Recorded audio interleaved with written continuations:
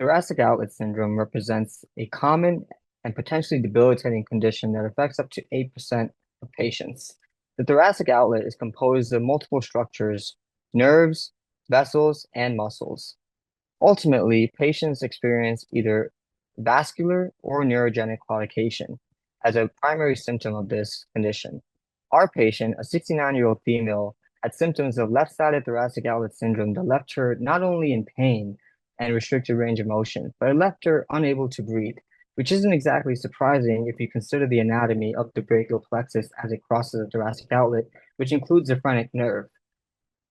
The debilitation that this lady felt resulted in her going to multiple specialists and several months of failed conservative measures that ultimately led her to be referred to our pain clinic.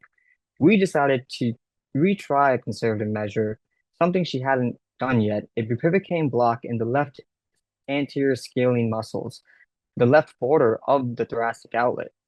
And what that did was not only take away her pain, but it restored her ability to breathe.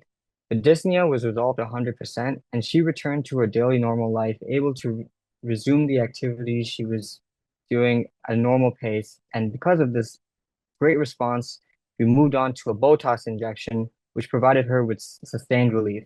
We present a one-of-its-kind case of anterior scalene block providing relief from dyspnea in the setting of thoracic outlet syndrome.